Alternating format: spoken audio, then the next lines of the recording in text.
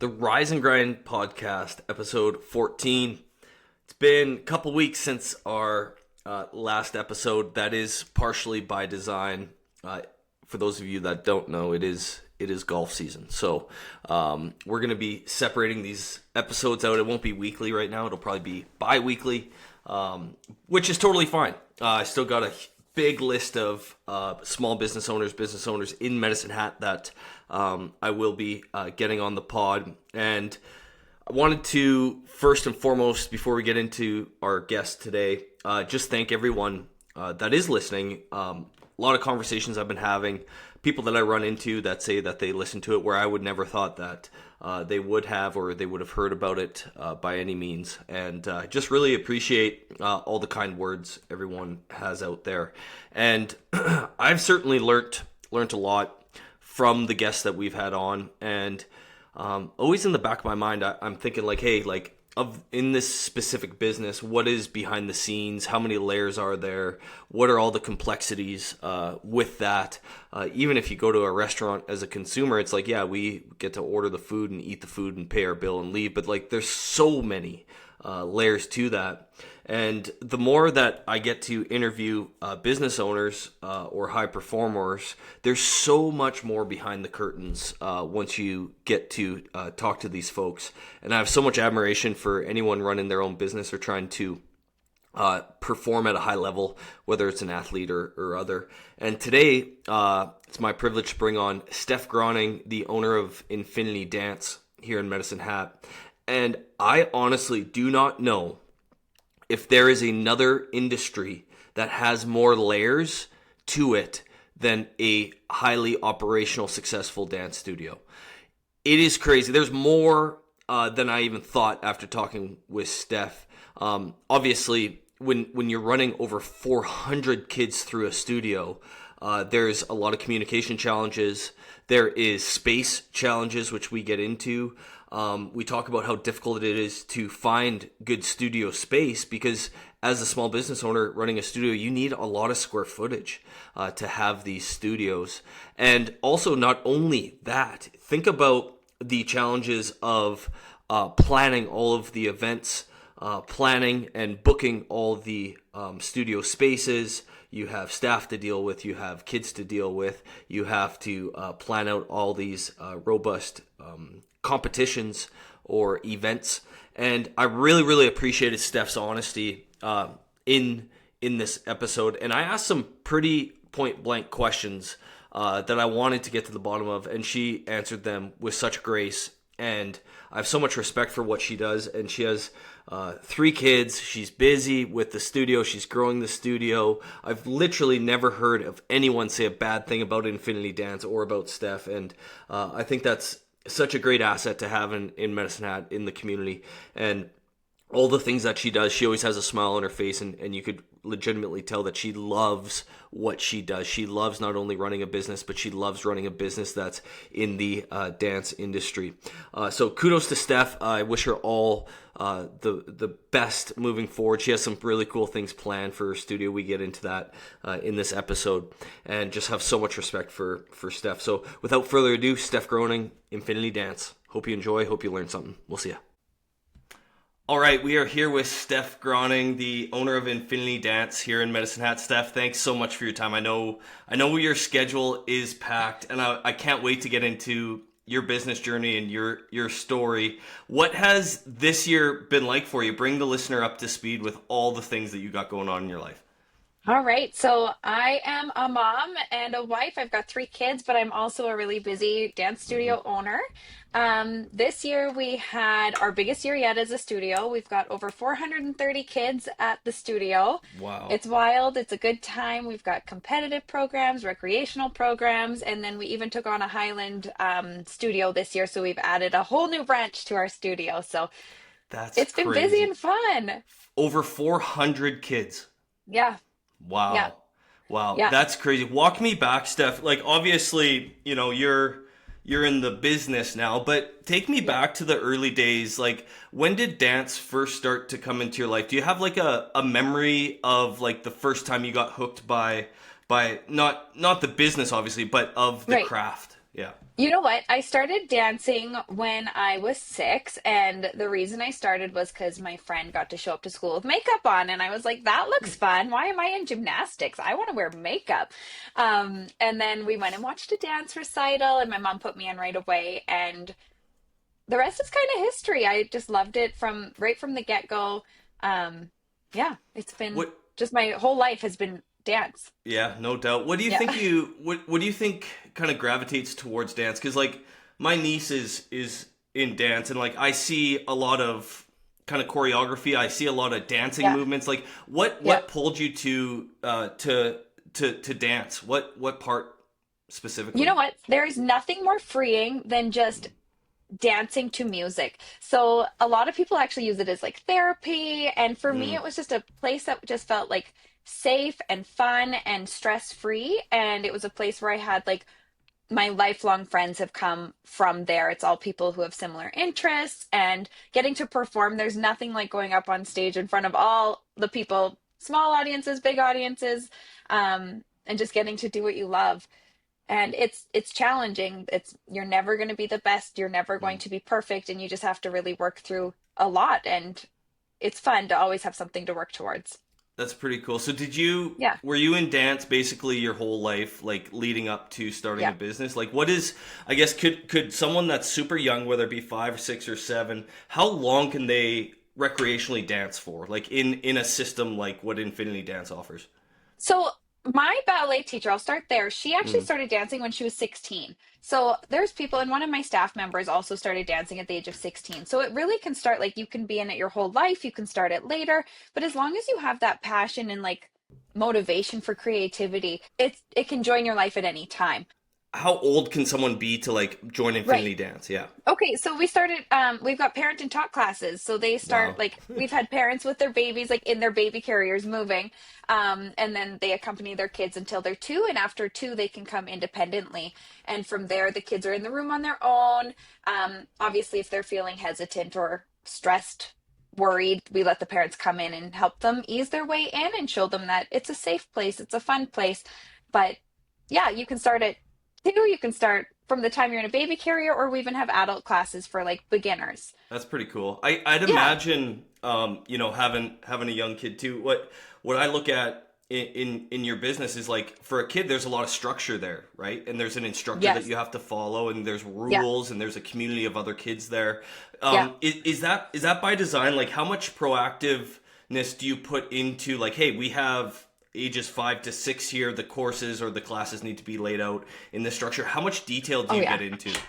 Oh, we get into a lot of detail. So for the little kids, a lot of it is teaching them about that structure, about that Mm, like respect to an instructor, how to stand in a straight line, how to hold hands with your friends, make a circle. And then from there, you build on those motor skills. But a lot of it is just learning how to be in a classroom with people. So at that younger age, it's just about learning to follow along. And as they get older, it becomes more strict and structured and all of that. But we always have that fun aspect to it too. gotcha, gotcha. So Yeah. when you were growing up, did you always see dance as like, hey, this could be a business one day, or was it more recreation, hobby, like something to do that you loved? Did you always have kind of that business thing in the back of your mind? I kind of did. So Yeah, I like when you're little, you don't see it as a business. It's just sure. like, what do you want to be when you grow up? And I was like, I want to be a dance teacher because this is fun. And it just feels like play all the time. But as I got older, I was like, you know what? No, this actually could be a business. This could be my Hmm. career. And it was in like grade 10, I think, when you do all like those career and life management kind of things. And Sure. my comm teacher was kind of like, oh, I don't know if this is a good career path. Like, I think you should probably like go to school, be like an accountant or do this or that. And she sent me to my counselor, and my counselor sat me down for probably an hour and a half, being like, you cannot do this. This is not a career. And I was like, no, Wow. I'm going to do this, and you don't have to believe in me, but I believe in myself. That's crazy. So you Yeah. started thinking about it in grade 10 essentially. That's Yeah. when I was like, you know what? Like, you do all those tests of like, where am I Sure. supposed to be? What career fits you best? And mine was all like straight to the arts. Um, and I like to move, so it's hard for me to just sit at a desk and Hmm. write away and that's it. But yeah, grade 10 is kind of where I was like, you know what? No, this is going to be my job. And even my parents were like, no, you got to go to college. You got to get something, a backup plan. You need a backup Sure. plan. Yeah. So I tried, Yeah. Walk me but then, through. yeah. Yeah. So walk me through. From high school. Were you in a different career before you started Infinity Dance, or what did those years look like? So I was a dance teacher. I started at just like a small recreational studio here in town. They didn't do big recitals or Hmm. anything. It was more of like a more accessible to like lower income families, getting Sure. dance introduced to them. And then I moved up to Edmonton and taught there for a few years, just to get kind of my footing on my own. I've always Hmm. been a big believer in I want to do this for what I know, not who I know. So a lot of the time it's That's like cool. you stuck out to the dance teacher and they offer you a job. And I was like, I don't want that because I want this to be me having to work for it because that's where the success will come from. So yeah, I moved to Edmonton, kind of caught my footing up there, and then Keith and I, my husband, moved back to Hmm. Medicine Hat for a job for him. And then I got a job at a studio here and I taught there, got my competitive kind of career going. And then I kind of just felt like I was becoming complacent. It was kind of Mm, just, I wasn't making ground for like a career. And I sure. always knew the bigger picture was going to be wanting to open my own studio to make this an actual career and something that could support my family. And That's now I'm really here. cool. Yeah. So Yeah. I wanna dive into kind of those early years as Yeah. Steph the instructor. Yes. Now, what were some hurdles that you had to overcome, or what were some things where once you got into the instructor realm of dance that maybe you had to work on, or maybe some gaps in your knowledge that you had to kind of learn and grow from? Yeah, for sure. So with dance, like the learning is never done. There's always more to learn. There's so many people to learn from, and a big thing is getting over that, like the intrusive thoughts of being like, Mm, I don't actually think I'm good enough for this. I like you go to competitions and you see some of these really big competitive studios from like Calgary and Edmonton, and it's like, oh, like that was really awesome. And how do I get myself there? And how do I like make sure I'm taking the stepping stones to get there in my career? sure. So like just figuring out how to choreograph, figuring out like those learning techniques with the younger kids, the older kids who aren't necessarily like the naturally gifted dancers, but making that breakthrough with them. Just having to figure all of that out and find my footing Sure. would be Was there probably the like biggest hurdle. was there like a mentor that you latched onto? Because I'm always curious about like how do you learn how to learn things, right? Like where do you Right? go to? You probably saw those bigger centers in Calgary where they just have so many numbers of kids that naturally Yeah. those kids are going to be better. Some of them. Where Yeah. did you go to for resources or to build your craft? So for me, it was my ballet teacher. She went from being my teacher to a coworker, to my mentor, to Oh, just like cool. now she's one of my best friends. And we have the best relationship. And honestly, if it wasn't for her and her encouragement and always like her words of advice and wisdom, I wouldn't be here Hmm. for sure. And even as I went through like my Royal Academy of Dance certification, so that's a very prestigious ballet certification through Gotcha. London, England, is where you have Wow. to do all the exams, and you can do them here with examiners, but it's a world renowned Sure. syllabus. And she was my mentor through all of that and helped me get to that point of getting that certification. And it was a very tough program, but it was awesome. And yeah, without her encouragement, she's still showing up to our competitions and recitals, just rooting me on. And That's she's pretty she's a cool. jam. Yeah, That's awesome. Back to yeah, that certification because I was curious yeah, about that too. What does that look like? Is it like online courses? How difficult is that time? Spent money spent into that. I'd imagine there's a lot of investment on yeah. your side. Walk me through that journey. So you start training in ballet usually from a young age. I started like focusing on ballet when I was a little bit older. And to even be considered for this program, you have to have a certain examination level as a student. Oh wow, And then from there, so yes, you have to have your intermediate foundation, or sorry, intermediate examination, and that's gotcha. considered a vocational exam. So yeah, it's a tough one to explain to someone who might not understand the dance world, but it was a hard exam. It was good though. It was really fun. And then from there, it's a 2-year program and it's Wow. recognized by universities and schools. And it's all about like early childhood development. There's a lot of kinesiology in there, Mm. injury prevention, all of that kind of stuff. And then you dig into the ballet side of everything. And then there's like an exam portion of it, and it's a 10-day process where you have to go to Holy a smokes. specific place. Yeah. And there's verbal exams, there's dance exams, and then there's like your practical teaching exams as well. And it was a really big, stressful process. I was a new mom at that point, so my Yeah. youngest or my oldest was only like 10 months old, and I'm trying to just get my footing. And I was like, I can do this. So you have to know the entire syllabus from like pre-primary, which would be like 5-year-olds, up to intermediate, which would be like your senior dancers. Sure. And you get examined on the entire thing. So they'll just pick your exercises from each grade, and the pianist will begin, and you've got to know what No you're doing. way.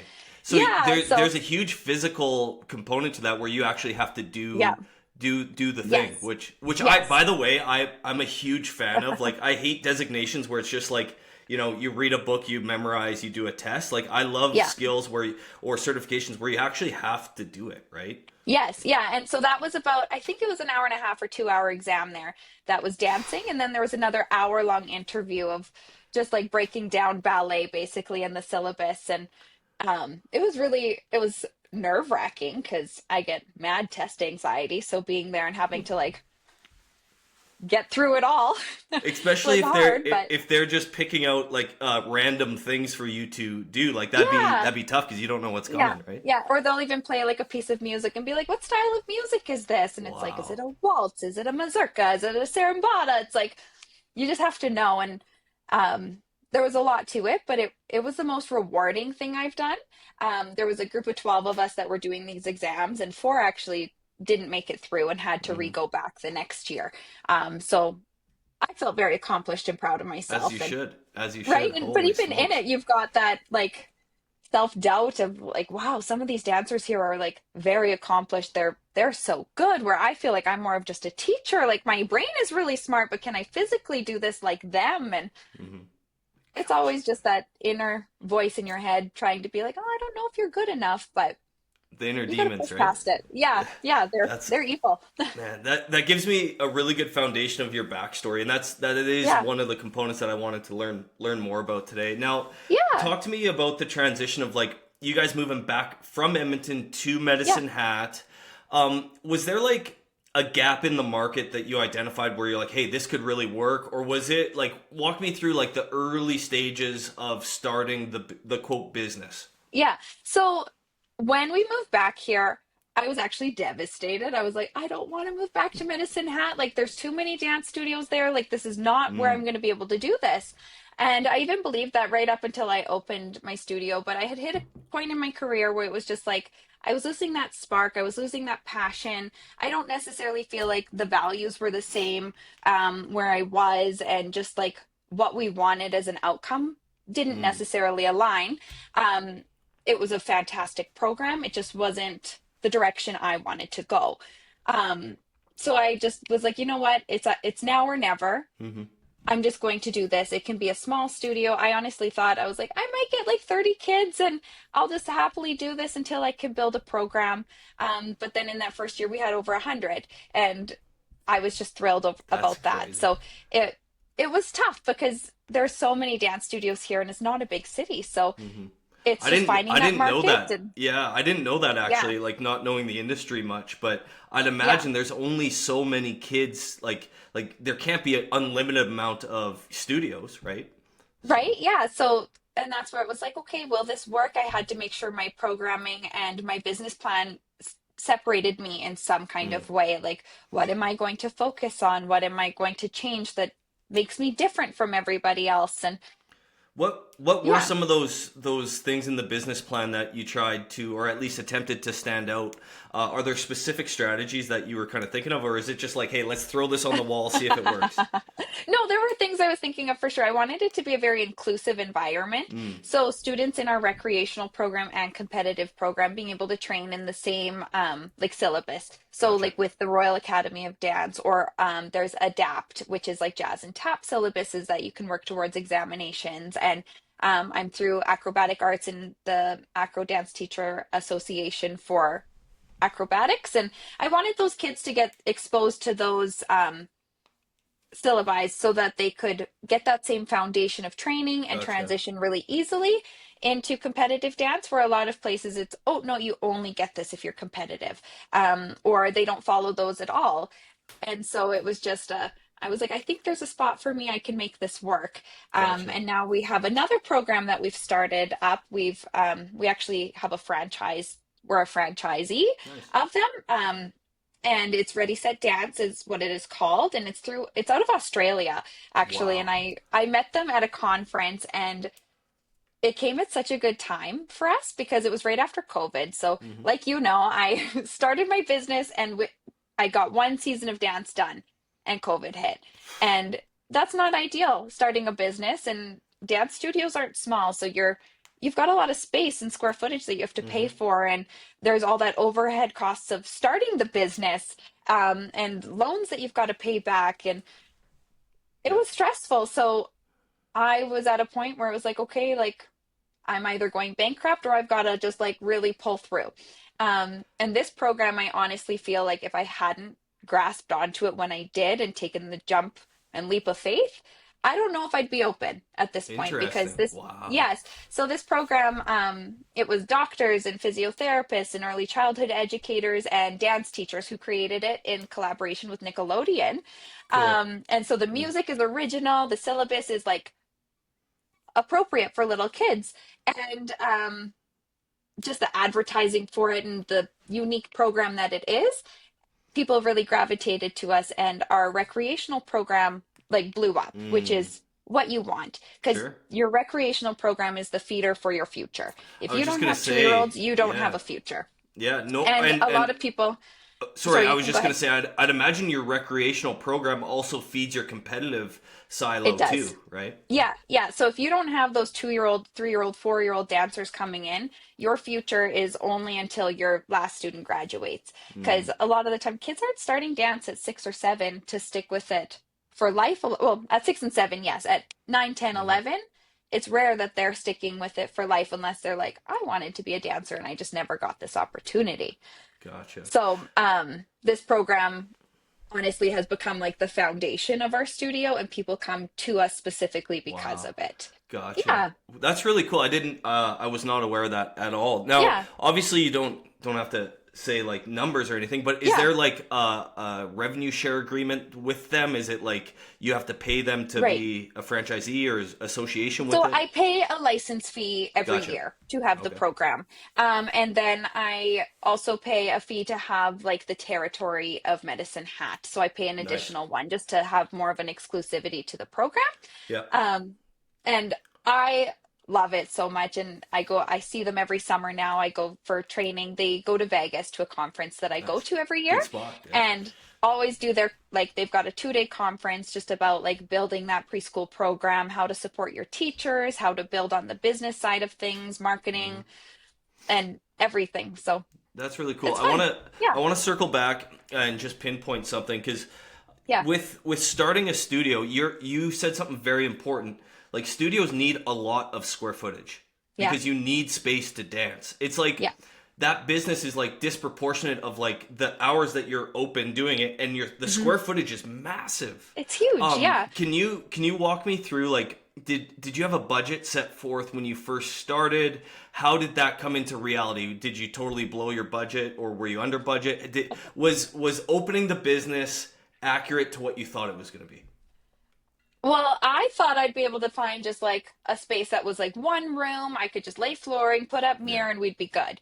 And then I quickly realized, like, as people were like sending in their interest, that I was going to need at least 2 rooms, which is like I need at least 4,000 square feet at this point because Hmm. you need a lobby, you need Yeah. bathrooms, you need places for the kids to change, for them to hang out, also your studio space and storage rooms and all that kind of Yeah. stuff. Um, so I blew my budget for sure. I uh, I found a bunch of places that I really loved. There was one space that I was like, this is it. I love it. It was like in the monthly set amount that I was comfortable in. And then we found out that the floor was Mm, dropping, and they weren't sure if it was a structural issue or if it was just built that way, and we were going to have to lay a ton of concrete, and that was going to be yeah. 10 times what my budget was. So Yeah. that one didn't work out. So then I took over an old bank, and we had to rip down all the walls, renovate the entire place. And yeah, it was like the numbers, looking at numbers when you're just starting, you're like, ooh, like Yeah. that's how much I have to pay a month. Am I going to be able to afford this? And you just have to really like double down and believe in yourself and Mm, trust yeah. your programming and hope that people come. Right? Yeah, there is a Yeah. level of hope in it for sure. Yeah. I've certainly felt that. And like with dance studios, not many buildings are built for spaces that will lease No, dance studios, right? So no. you know what you guys did at Kingsway there, you kind of have to make things work, and Yeah. also you need to be in an area where people don't mind coming and dropping their kids off to as well, right? Yeah. And you also need to look at parking because Mhm. when you've got 12 kids in one room and 12 in another, that's at least 24 families coming for just Yeah. that like 45 minutes, and then it rotates, right? So Yeah. you need place for people to park, you need businesses that are okay with music blasting after 4 p.m. And I mean, when we started, the business manager next door did not love us, and he would Mhm. come marching on in to let us know that we were too loud. Gosh, there's a lot to it, and I Yeah, think real estate, you know, with a lot of businesses, it's kind of intertwined. Even though you are yeah. not in the real estate business, it is a No. part of, especially of your expense line. So, Oh um, yeah. big Yeah, time, big time. and yeah, just even finding like the places that have the room to be able to have a just 1,000 square foot room here just open, Hmm. and then another one open. So Yeah. yeah, Now, obviously, through COVID was, you know, a moving target to say the yeah. least. Have you gotten to a point in your business where you feel like, hey, you're sustainable, you're solid, you have a good client base? Do you have that comfortability within you, or are you still always nervous where you're like, oh my gosh, I'm going out of business? Because that's how I feel sometimes still, and I'm like, Right? you know, how have you handled being a business owner and dealing with all of those maybe negative thoughts that come with that? Yeah, I think every year you're worried about like how the response is going to be. Like you put on your final big showcase, and did people like it? Are they going to want to come back? Are they going to other studio shows being like, I actually like how that ran Mm, more? Or I like there's so much that goes into it. And I found like honestly my hardest like biggest hurdle, it was never like am I going out of business, except for during COVID. That was just we were closed for 18 months out of the 22 gosh, months of COVID. So it's like how do you keep your lights on when you're not able to operate, and people yeah, don't want to pay for dance lessons over Zoom because that's not why kids dance. yeah, Well, some do. Some are really happy to just continue training, but most do it for the social aspect. sure. My biggest thing was giving up the power of teaching all of the classes and putting Mm, trust in other people to uphold my values and knowledge and to take over classes. mm, That I would honestly say was my biggest hurdle, is just giving up power and trusting people, gotcha. because it's a representation of me at the end of the day. And if someone like mistreats a student, or like not Hmm. even mistreats but like just says something that offends somebody, or Yeah. it wasn't received how they thought it was, it reflects on you, not Hmm. them. And it turns into, well, infinity dance kind of thing. And that's just always like the in the back of my head fear. Sure. Thankfully, I've had really great staff, and I haven't had to deal with anything too crazy. Gotcha. At Yeah. what so was there like a number of kids threshold, or where was your parameters to where you're like, holy smokes, I'm only one person. I can't Yeah. scale past this amount, even though I want to, because you're the one doing everything. Yeah. When did that point happen, and what were the first steps for you to start to alleviate that concern? It was about 4 months into announcing that we were opening. That quick, hey? Yeah. Wow. So I really thought I was just going to be a one-man band. Even Sure. the lady at the bank was like, I don't think that's possible. Like, you need to have support. Like, what are you doing for staff? I was like, I'm not going to need it. We're just going to be a small studio. It's just going to be fun and peaceful. And then, yeah, we got into planning, and our registration started coming in, and we were building schedules. And it was like, oh, I actually need to have 2 rooms running full time. And I'm only one person and I can't be in both You rooms. can't be in both spots. No. No, no. And thankfully, I actually had a really good friend who we were working actually at a daycare center together as I was doing all this business planning and prep work. And she danced growing up, and she was like, I wanted to be a dance teacher my whole life, but I'm here right now because this is just stable. And so she actually did the journey with me for the first 3 years. That's And pretty cool. yes, and like we're forever best friends. She now lives out on a ranch out by Elkwater, so the Gotcha. commute at nighttime isn't ideal, and she's a mom, and so she can't do that. But yeah, so it was right away that I Right realized out of the like I gates. need help, but I thankfully had someone I really trusted, and um, it was a really great way to start. That's really cool, Steph. Now, Yeah, you were at your Kingsway location for yeah, how many years? Was it 5? I was there for Or 5. Yeah, gotcha. So your decision to move to where you are now, I want you to yeah. talk about that, and then also has that elevated kind of your business to the next level? Did you anticipate that? Walk me through that kind of journey of moving locations. Yeah, so this, like where I am now, is actually where I grew up dancing. Cool. And they've got 4 dance studios that were already built. They've got office spaces. It's a arts facility with music lessons and piano, violin, singing, acting, art, Mm, everything you can do. Um, and from day one, I was like, someday I wish I could just be in the conservatory. Like that is where I would love to be. I didn't actually know if it would ever be possible, and I was like, I'll just here I go. Because when I was starting, they didn't have a dance program, or they had a dance program in here when I started, gotcha. um, and that program kind of fizzled and went away around year 2, and then another little studio moved in for a little bit, and that studio actually took over my Kingsway location when I moved in here. It was like a bit of a Gotcha. swap. It worked Sure. out really nice. But um, when like around that like 4 year mark, we realized that we were kind of outgrowing the space, and our Hmm. scheduling was getting really tight, and our classes weren't necessarily as long as we wanted them to be, just to be able to fit everything in.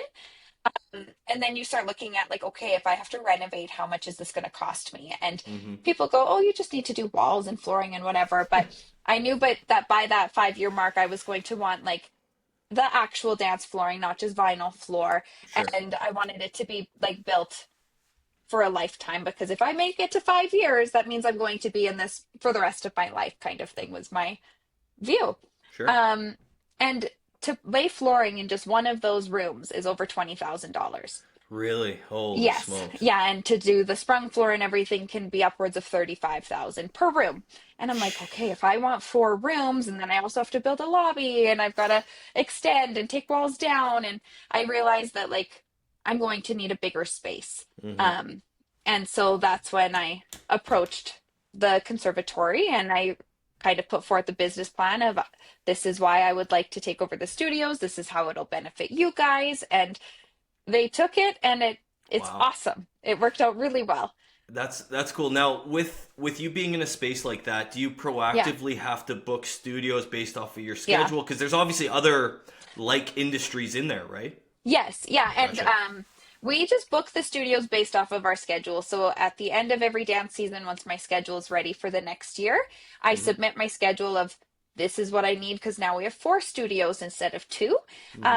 And I just submit my bookings and they book them off. And if I need extra time, or like there's field trips or birthday parties, I just submit a booking, and it's Gotcha. super painless. It's easy, and they're really great to work with. So they're supportive because they just love that the hallways are lively again and Right? there's music. There you Yeah. go. Yeah, it's funny like when you think about renovating a place, you're like, "Oh, we just move this wall there." But the codes and Yeah. compliance and, even to do a bathroom it's so expensive. And Yeah. and it's so Yeah. and you're doing that to a building potentially that obviously you don't even own, right? Right. So, And then like, yeah. where's a beam? Okay, so Yeah. in this dance studio, we're gonna have a beam smack dab in the center because that's just how the floor plan would work. And that's Oh, just what my luck would be.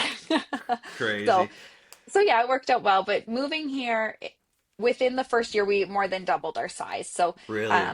yeah, so Wow. when we were finishing at Kingsway, we were at 180 kids, and then we hit that 400 marker the next year. And now we just finished year 2 and we were over 435. So it was Wow. like but now we're at capacity again, and I've kind of hit a point though where I'm like, I don't want to grow bigger Mm. because you need to staff that. You need to Yeah. make sure quality is still happening. And I can only spread myself so far. I've hired an assistant. I've got Hmm. another assistant manager who's running our rec programs, and I just oversee the competitive side of things now and then also teach. So Yep. I Yep. can't take on more rooms because that's just, I'll spread myself too thin. Do do you have a community of other, dance studio owners that you lean on one another? Like how does that whole community work? Is there anyone in town, or is it like Oh, province yeah. wide, or? Yeah, so actually one of the studio owners, the one that took over our old space, Hmm. she worked for me and she took over this studio that was still quite small. It's actually the one that I started teaching at when I started teaching, Okay. the very first one. And so she took it over. Um, in what year was that? December, let's say 2023. Hmm. And she just kind of asked if it was okay, and I just decided, yes, that's okay. Like, I'd love to see you grow, and it's not my place to ever restrict anyone from growing a career because it's her life and Yeah. I shouldn't dictate that. So, she worked for me up until this past season, and we just finished our final year together, and now her business is so big and booming that she is not able to continue teaching for Mm, me. But I am so gotcha. proud of her, and we've actually bounced lots of ideas off each other. I've helped mentor her. There's times where I've got to ask her questions like, "How would you deal with this? What would your stance be?" And there's a couple other studios that like we all just get along really well, um, and we can just Yeah. bounce things off each other. We support each other, and it's great. That's really cool because like your Yeah, journey has went from like small business owner, you're an instructor, yeah, to now you're managing staff, you have yeah. assistants. Like it is a fully fun, and I can't even imagine 430 kids. They all have parents that you probably have to deal with too, and like Yes. Yeah, so whenever we send a big email out for like a show coming up or costumes or registration, we just know that that day we are going to be hit with a bomb of emails and we just brace ourselves for it. gosh, that's crazy. Yeah. I want to get into in the business that you're in. What Hmm. does a calendar year look like? Like obviously most businesses ebb and flow throughout a year. What Yeah. does a calendar year look like for you? What's your busy seasons? When do you start like planning for the next busy season if there is one? Can you walk me Yeah. through just the nature of your business from a calendar Yeah. year? So Yeah. we kind of run like September till May is Okay. our big season. We do start little private lessons and stuff like that in August, like for our solos or duets or trios and small groups. And then May, June is more of just like a slower spring session that's just a few classes running for kids who didn't want to Gotcha. play soccer, don't want to play baseball, but want to try out dance. And it's a really nice just introduction, just to dance at not the full like session cost. Sure. And Yeah. um, but September through May is, I always call it just like my sheer chaos, because it's just nonstop. September, we're busy with registrations and the season starting. And then October is like costume order time, Mm, competition entry time. And December, we do a Christmas show. So we put on a really big showcase. We had four different recitals last year in that show. So it was a full day of just shows. And it's the best. It's so much fun. Um, January, February slow down. I always go, this is my downtime. It's not too crazy. Usually my competitive choreography's wrapped up. Our next session registration is done. And then come March, we go into dress rehearsals mm. and competitions. And March to May, I just say that I fall off the face of the planet. You probably won't see me unless you're backstage at a theater. That's crazy. So the heavy Yeah. times are chaos essentially Yeah. for you. Yeah. Okay. Like it's a really organized chaos. Like we've got a really good structure to our system. Hmm. And I've got enough support from my different assistants that like we all have just a nice heavy workload, but Yeah. we never like we don't feel too spread thin or anything like that. It's just it's really busy. But come competition time, our days we start at 7 a.m. and we're at the theater until about 10:30 p.m.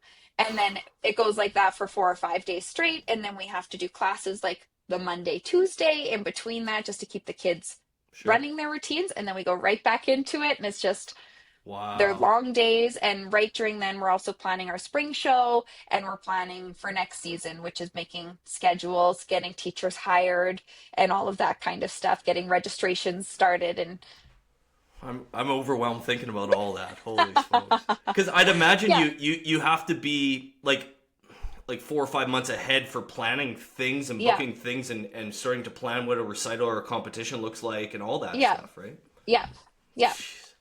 yeah. Crazy, Yeah, crazy. but it's Now, like it is the most rewarding job. So like even when it feels like super stressful and I feel like I haven't seen my family in 2 months, it's like you get to the competitions and you see your kids' hard work come to life and your hard work come to life, and it's like it's the most rewarding thing. And then we always finish off our year, our competitive season anyways, with a big banquet. So we do our hmm, awards banquet, giving away like our high scores. There's a dance, there's a big dinner, and it's basically a wedding that I plan in 2 weeks. So we just had that on Friday, and it was the best night. It was so much fun. that's really cool. And I'd imagine it not only is it rewarding for you, but it's rewarding for the kids seeing something basically from nothing all the way through. Yeah. They have to learn all the skills, all plan the recital, and then they get to execute it, which I love, like under pressure because they're going to be on stage, right? Yeah. So Yeah. it's very rare, I think, for kids to feel those nerves, and I think the more that they Yeah. can get exposed to it, the better, in my Oh, opinion. for sure. But Yeah, because as they get older, it just kind of becomes routine and they're excited mhm, to go. They're not nervous. They just yeah, trot right onto stage and they're ready to go. yeah, But when they're younger, there's still a lot of those nerves to manage. And yeah. there's a couple kids that are more passive that will feel nervous all the way through until they graduate. But Sure, sure. it's fun I to deal think I with. think it's good to build an environment like that where, because I mean, they could just as easily not be in dance. They could not do Yeah. these things, but I think it's good for them to get uncomfortable like that for sure. Now, Yeah. how do you deal with owning a business? You're doing all this, and then, oh, by the way, you have 3 kids, which is crazy to me to Yeah. even think about. Yeah. Question number one, how has being a parent changed you? And then number two, can you get into kind of how you juggle all of that? Because I'd imagine your kids are into things as well, right? Yeah. They're really busy. I wanted to be a mom from the time I was little. I think that's most girls. Not everyone, but most. And being a mom is like the most rewarding and special job that you'll ever have. Just getting to watch your kids grow and mature and move through friendships and sports and all of that kind of stuff. It's so special. So when I'm at home, the first few years of owning a business were not like this, Mm, and it was a really hard thing to manage that work life balance because sure. I was the one man band. I had to answer the emails, I had to do the marketing, I had to do everything. So I kind of was always just like on my phone, like trying to like deal with kids, like Sure. make supper, answer emails all at the same time, and I didn't have that balance. Where now we're done year 7, we're heading into year 8, and I know that balance. I know that when it's the weekend, I'm not looking at the email. Um, and when I'm not at the studio, I'm not answering work things, and just Nice. really creating those boundaries with parents who will text you and be like, "Hey, I just have a I quick can't. question." And it's hard when it's like, "Oh, like I could just answer that." But it's like, "Hey, I'm with my family. I'm just at hockey. Could you please email the studio and I'll answer you when I get there?" And for the most part, people are really respectful of that. Hmm. There's the odd person who obviously is like, "No, you can just answer me now. Like it's just a quick question," and they try to make Gosh. it urgent. But you just do what you do. But my kids they're really busy. My son, he's just about 10 and he's really big into hockey. He's big into Yeah. lacrosse. He keeps me busy. And then my middle daughter, she dances competitively, so she's here with me all the time. And Nice. it's a blast being able to do that with her. And then our youngest one, she's 4 and she is just dabbling in dance. She was swimming lessons and that kind of stuff. But we're a busy family. We go to hockey games regularly. We go to community events. We go to shows. And a lot of people say that my life exhausts them just watching me. They're like, I don't know how you do it because you're either working, you're out, you're never at home. And I'm just big on trying to build those memories, Hmm. take my kids to these things, and just live the life to the fullest with them. And it's a Well, blast. I think that's really cool, Steph, and I literally can hear it in your voice that you love what Yeah. you do, right? It's Yeah. not like, you're dreading work. I can tell that. Like No, you love what no. you do day to Yeah. day. Before we wrap up, I want to dive into just one thing that you said there about Yeah. having some work-life balance. Obviously you're Yeah. trying to, communication-wise, push things onto like a business day. What other Yeah. things, and I'm asking kind of selfishly here, because I always get Yeah. that too. I'm like, yeah, I could answer this. I could call this person back right now. Yeah. Do you do something with your phone where you don't get notifications? Do you have a separate email, separate phone? Like, walk me through some of Yeah. those things that maybe you implemented to make your life a little bit easier. Yeah. So the day that I turned off my email notifications Mm, was probably the best day in my business life, because it really, like, every time I'd get a notification, you just yeah, naturally want to answer. You want to have that quick communication. um, but I was like, you know what, like, if I emailed them at work and they're a teacher, they probably won't answer me until they're back at work. Well, teachers correct. are, they're always working too. um, but like, or like at a car dealership, are they actually going to help me at 9 p.m.? Probably not if No, it's on their work email. It's going to be when they get to work the next day. Um, and so, like, turning off those notifications was the biggest step. I've always had a separate cell phone for the studio. So gotcha. I would carry it with me was the issue. So I would always have Mm, two phones. I'd have my phone in case someone needed me, and I'd have the business phone in case someone needed me. And then last year was when I actually hired my assistant, because that's when I was like, you know what, like, answering parents' phone calls, emails, sure. doing billing, all of that kind of stuff. It was just like my plate was getting really full. And when I hired her, I handed her the phone and said, only answer this during business hours. And she obviously listened, because it's not her life, it's her just Sure. part-time job. And um, people have really gotten used to just, yeah, during business hours they'll answer. But yeah, you, I'd like, you have I'd imagine friends and stuff that, I'd imagine that's freeing for you to pass that phone off. oh my gosh, it Like, was the best day. And now, just knowing that, like, she's got the emails taken care of, she'll call me if there's like an urgency, and they, like, sure. she has the phone on her, and if there's an emergency, people will phone, and then she'll get a hold of me.